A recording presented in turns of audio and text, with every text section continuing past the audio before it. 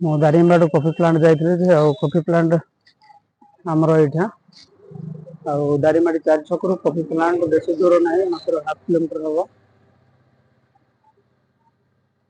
ଆଉ coffee plant ସାମ୍ନାରେ କୋଉ ଜିନିଷ ସବୁ ବିକା ହଉଛି ଆମର କନ୍ଧମାଳ ଏରିଆର, ମୁଁ ସେଇଟା ଆପଣମାନଙ୍କୁ ଦେଖେଇବି।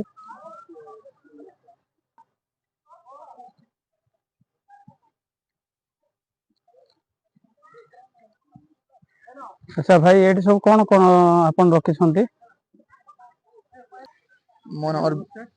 ନମସ୍କାର, ମୋ ନାଁ ଅରବିନ୍ଦ, ମୁଁ ରାୟକେର ଆସି ବର୍ତ୍ତମାନ ମୁଁ ଗୋଟେ ମାସ ହେଲା ଏଇ ଦୋକାନରେ ଅଛି, ଅରବିନ୍ଦ।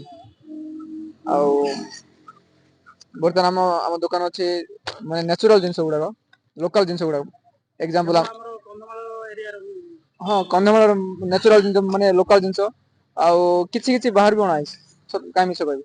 ଏ ଶିକାକାଇ ଏଇଟା ଲୋକାଲ ଜିନିଷ ଶିକାକାଇ ଅଛି ଏଇଟା।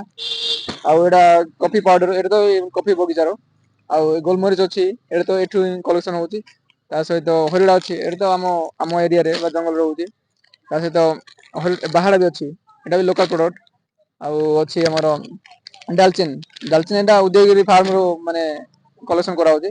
ଏ ସୋରିଷ, କଳା ସୋରିଷ, ଧଳା ସୋରିଷ, ଏଇଟା ତ ଲୋକାଲ ପ୍ରଡକ୍ଟ। ଓକେ, ସରି ଆମର ମେଥି, ଜିରା, ଏଗୁଡାକ ବାହାରୁ କଲେକ୍ସନ ହଉଛି ବାହାରୁ। ଆଉ ଏଇଟା ଜାଇଫଳ, ଏଇଟା ବି ବାହାରୁ ଅଣାହେଇଛି, ଏଠି ନାହିଁ। ଆଉ ଧନିଆ, ପାନମହୁରି, ଏଇଟା ବି ବାହାରୁ, କିସମିସ ବି ବାହାରୁ ଅଣାହେଇଛି, ହେଲାକି। ପାଳୁଅ, ଏଇଟା ଲୋକାଲ ପ୍ରଡକ୍ଟ ଏଇଟା।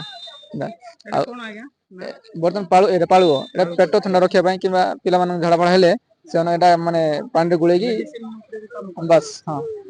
ଆଉ ଏଇଟା ହଉଛି ପୋସ୍ତ, ଜାଣିଛନ୍ତି? ଏଇଟା ମାନେ ବେସରରେ କାମର ମାନେ ମସଲାରେ ବ୍ୟବହାର କରାଯାଏ। ଆଉ ଏଇଟା ତ ଲୋକାଲ ଆମର ହଳଦୀ, କନ୍ଧମାଳ ଫେମସ, ୱାର୍ଲଡ ଫେମସ ହଳଦୀ।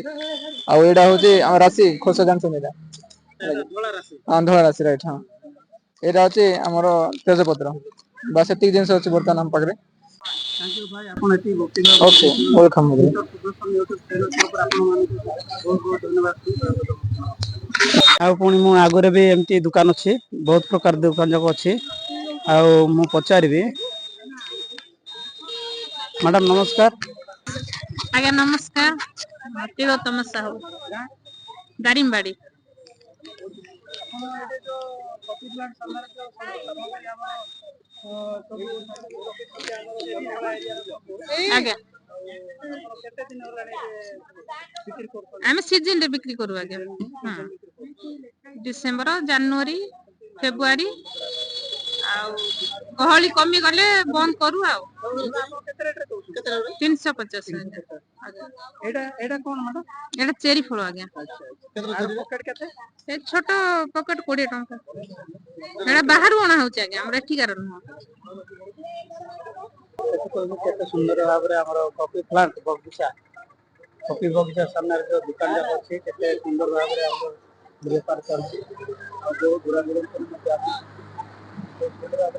କରୁଛନ୍ତି।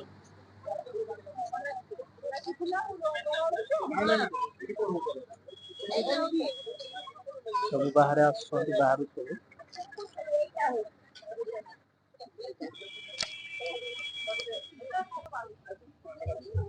ଆମର ସାର୍ ଦାରିଙ୍ଗବାଡି, କନ୍ଧମାଳର। ଆମର ଏଇଠି ଅଛି ଲୋକାଲ କଫି ଅଛି, ଗୋଲମରିଚ ଅଛି, କୋଳଥ ଡାଲି ଅଛି, ହଳଦୀ, ମାଣ୍ଡିଆ, ସୋରିଷ, ଆଉ ଷ୍ଟ୍ରବେରୀ, ଡାଲଚିନି, ଆଉ ମସଲା ସାମାନ ଯେତିକି ବାହାରୁ ଅଣା ହଉଛି। ଆଉ ତ୍ରିଫଳା ପାଉଡର, ଅଁଳା ପାଉଡର, ସବୁ ଏଇଠି ର ସାର୍। ଆଉ ଏମିତି ମସଲା ସାମାନ ଆଣିକି ରଖା ହଉଛି ସାର୍। ସାର୍ ଏଇଟା 300 ଗ୍ରାମ କୁ 100 ଟଙ୍କା ରହୁଛି। କଫି 100 ଗ୍ରାମ କୁ 100 ଟଙ୍କା, ଗୋଲମରିଚ 100 ଗ୍ରାମ କୁ 100 ଟଙ୍କା ରହୁଛି। ହଳଦୀ କିଲୋ 200 ଟଙ୍କା, ଶୁଖିଲା ହଳଦୀ 140 ଟଙ୍କା ଅଛି, କଞ୍ଚା ହଳଦୀ 50 ଟଙ୍କା ଅଛି। ଆଉ ଏମିତି ମସଲା ସାମାନ 50, 100 ଏମିତି ଅଛି ସାର୍। ସବୁ ଲୋକାଲ ଅଧା, ଅଧା ବାହାର ସମାନ ସାର୍ ଆସୁଛି। ହଁ ସାର୍।